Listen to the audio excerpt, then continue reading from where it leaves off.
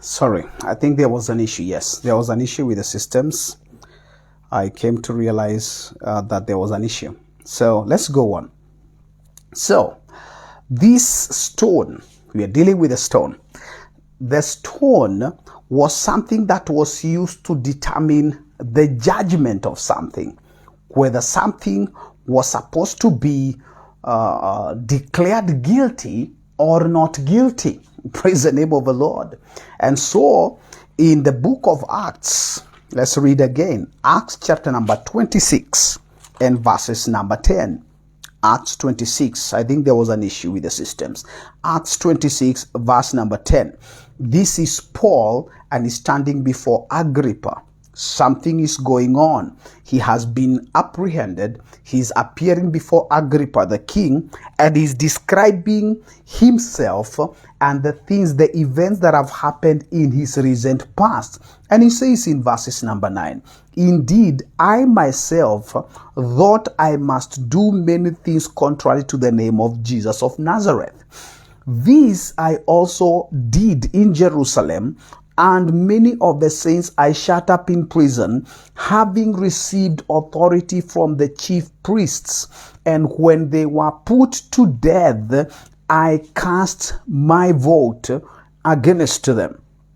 I cast my vote. That is the New King James. The Old King James uses the word my voice. So the term my voice in the Old King James and my vote in the New King James is describing the same term, Sephos, P-S-E-P-H-O, which we find in the book of Revelation, chapter number 2 and verses number 17. That white stone is a Sephos. It is a stone that was used in the judicial courts where the condemned were sentenced using a black pebble or a black small stone, and they were acquitted using a small white pebble. Are you understanding? So Sephos was a stone of vote. It was a stone that was used to determine whether something, whether someone was deserving to die or whether someone was deserved to be let go as free. Praise the name of Jesus. Now, that term, Sephos, it does not refer to any stone. It is not just like what we have said here. It is a small, worn, and smooth pebble. It is a pebble that has been rubbed in a certain way. It has gone through some certain rubbing to a point whereby it has been polished in a certain sense. So it is not describing any stone outside there or any stone that one would pick from the ground. It is talking about some stone that has gone through the process and it has been purified in a certain all the rough edges have gotten. I want you to imagine. I've ever gone to some certain rivers, and on the shallow waters of these rivers, flowing water, you find these small stones, some small pebbles that have been rubbed against other stones, and the water has gone through under over this stone to a point whereby the stone is now smooth. It is so smooth it doesn't have any rough edges. That kind of a pebble, a smooth pebble. Now, Sephos does not describe just any pebble that you would pick from the ground, but it is a balloting stone. It is a stone that was used to make decision by the judges. Judges would use a specific kind of a stone or a certain kind of a small pebble that was called a Sephos Athenas. Sephos, that is P-S-E-P-H-O, and then Athenas, A-T-H-E-N-A-S, Athenas, Sephos Athenas. It was the pebbles of decision or the voting pebble. So these stones, they were painted white to express a favorable vote. Are you understanding?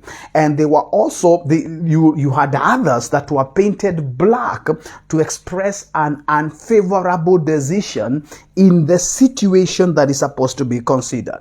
So you have a certain case comes before the judgment seat, and for these judges to make decisions, they had either the white pebbles or the black pebbles, and depending on the vote, if you are voted using the black pebbles, then it means the decisions that have been made in that court were against, they were unfavorable to that condition. So the Greeks, they used this kind of a system to make decisions. That is what we are finding in this meaning here, the white Cephos, the Leucos Cephos, ladies and gentlemen. Let us go on. This same white stone, when we had public games, what they used to call the Olympic Games, because the Olympic Games came from this same context. The Greeks, when there was a conqueror, those people who overcame, if there was a certain winning, there was a certain race, and there was someone who conquered and won in these public games. Now, not everybody becomes the winner. There are those who won. Now, if you won, beyond being given a gallant, there was a certain kind of a crown that was called a Stephanos. That was you wore this wreath that was taken from a certain specific plant. Part of the things that you are given is this stone. You are given a white stone if you are the winner or the overcomer, and you had your name inscribed on this stone. Now, this stone that has your name written on it, it was a badge of entitlement. Now, what happened if you are given this stone that has your name? If you went around in that whole domain, in the domain where the Greeks were the rulers and the conquerors, you are entitled to have your expenses paid by the public. I want you to understand, we are dealing with a white stone.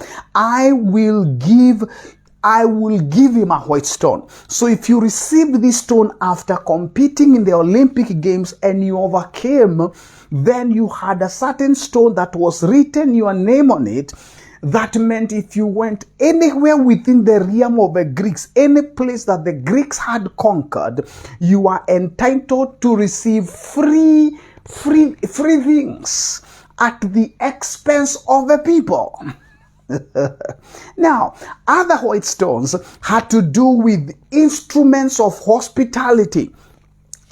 If you went to a rich man's home, he would give you this stone as a marker of his hospitality, as a marker of his friendship and his alliance with you. So he would give you a stone, and this stone was inscribed. They would inscribe maybe the name of that house, because every house had a name. The way we described the name, it had a certain onoma, a certain notoriety that goes with that home. And so that home's name would be written on this stone, and that stone would be split into two.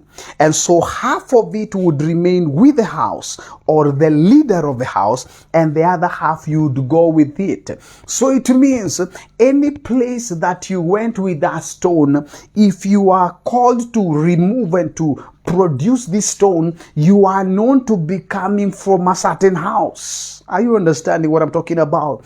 So it means if you produce this half of a stone, it was a message to everybody in the room that you are in alliance with a certain house, because you had a name, the name of that house inscribed in stone. Now you understand why these English whatever sayings come from.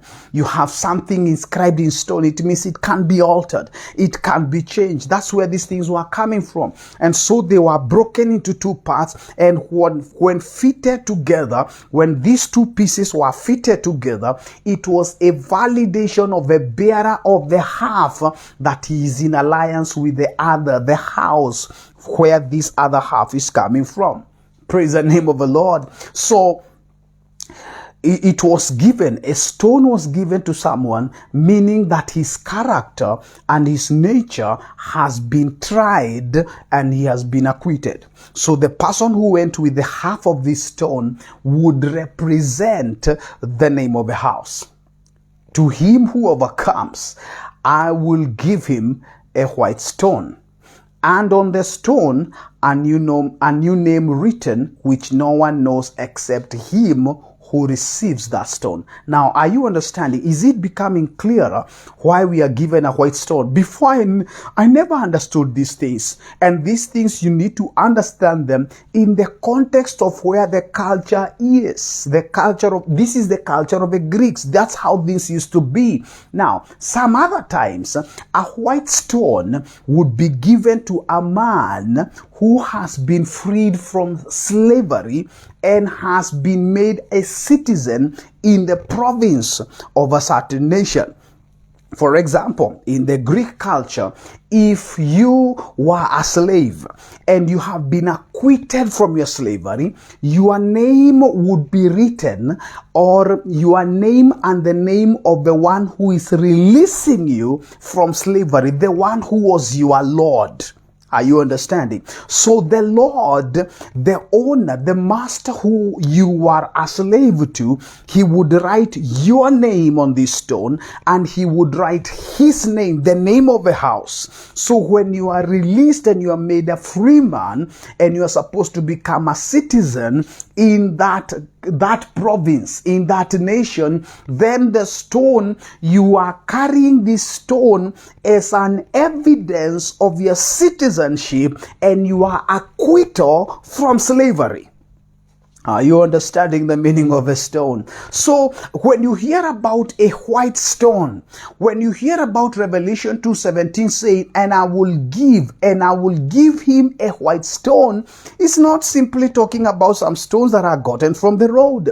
It's not talking about some things that have been just picked somewhere. It's talking about it's a metaphor of rights, privileges, status, identity, all these things that go with you receiving a certain kind of a rank in a society to him who receives this stone. So if you are receiving this stone, it's a metaphor. When you hear about a white stone, it is a metaphor that is describing your placement, number one, as an overcomer, as an inheritor, as a partaker. This is someone who has received the rights, privileges, status, identity.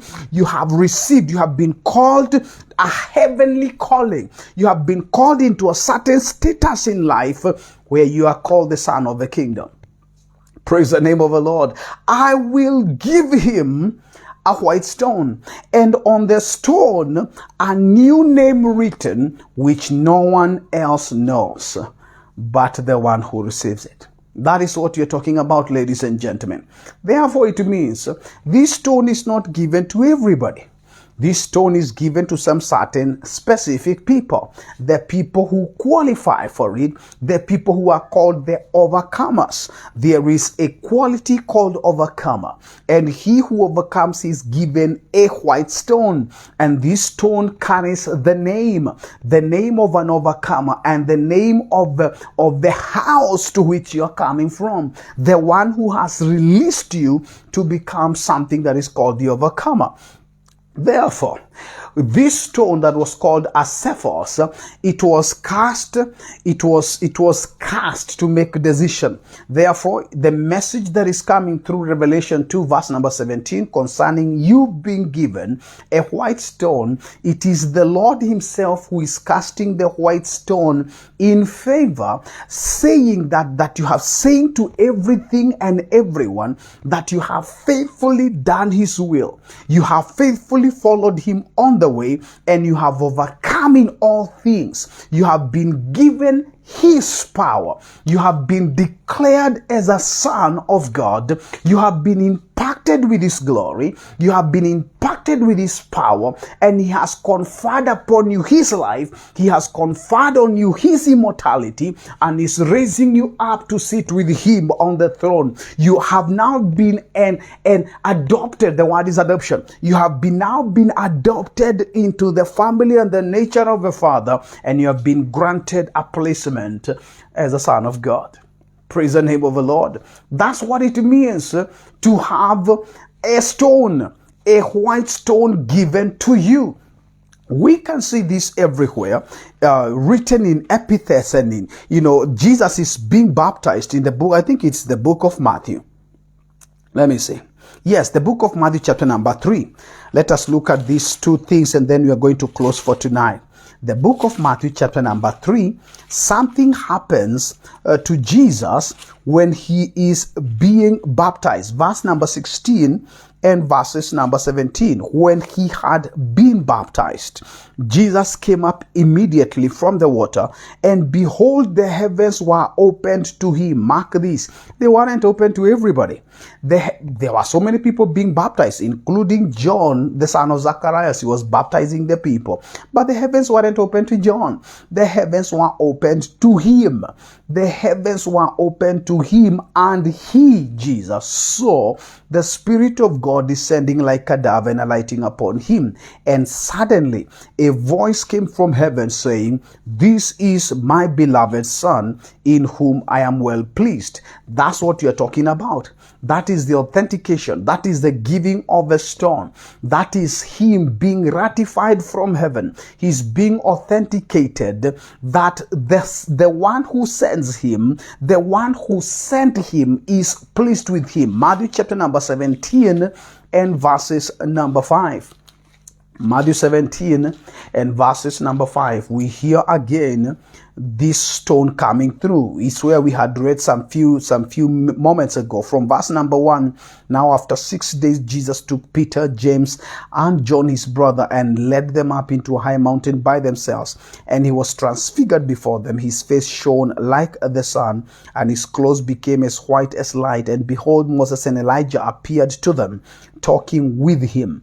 Then Peter answered and said to Jesus, "Lord, it is good for us to be here. If you wish, let us make here 3 tabernacles, one for you and one for Moses and one for Elijah." And while he was still speaking, behold, a bright cloud overshadowed them. And suddenly a voice came out of the cloud saying, "This is my beloved Son, in whom I am well pleased. Hear him." That's what you're talking about. The authentication, the validation. It is the Father who's casting his vote. He's putting in his Cephas Athenas. He's putting forth this Cephas Athena. He's putting on this white stone, and he's declaring Jesus to be the Son. He's impacting him with his power, with his glory, and is conferring upon him the nature of the Father as a sent one who is supposed to manifest the glory of God as the Son of God. Praise the name of Jesus. That is what we are talking about, receiving the white stone. It is receiving a validation. It is receiving the authentication. It is receiving the proving of the Father. It is the Father proving before everyone and everything that he has put his name upon you. Praise the name of Jesus. Therefore, if he gives you this stone, if this stone is given to you, I will give you a white stone, and on the stone a new name written which no one else knows except him who receives it. It means the name and the stone you are receiving, it is the name that is supposed to be in you. It is not just something that you're supposed to make mention of. It is a stone, it is a name that you take to yourself, and this name becomes your nature. Remember, we said the word name or noma, it does not describe name, Frederick. It is describing the nature. When you hear about the name, it's describing the nature of. Therefore, if there is a new name, then it means there is a new nature that is supposed to represent you. It's supposed to open up places for you. It is supposed to identify you. It is supposed to validate you. When this nature is mentioned, then this nature speaks on your behalf and it tells everybody where you are coming from. Praise the name of Jesus. It is like a witness. The next time that we shall be going live, ladies and gentlemen, we shall be looking at the book of Exodus, chapter number 28, and we shall be seeing what this stone, what the symbolism of this stone, because it is there in the Old Testament. How was it manifested in the Old Testament? When you hear about the white stone, how was it revealed, and what was the nature of the stone? How did it appear, and what was the work of the stone? Because there are other stones, and they have, each one of them, they have different meanings and they have different functions, but we have this stone that is called the white stone, and we have seen it is a leucos cephos. It is a white stone, the stone of brilliant light that is supposed to make judgment for you, that is supposed to acquaint you, that is supposed to present you in a certain way. Ladies and gentlemen, we shall be looking at the book of Exodus 28 to find out what stones represented and why do we have a name written on this stone which nobody else knows except the one that is receiving it. Zoe Communion Frederick. We shall continue from here. Have a good night and God bless you all.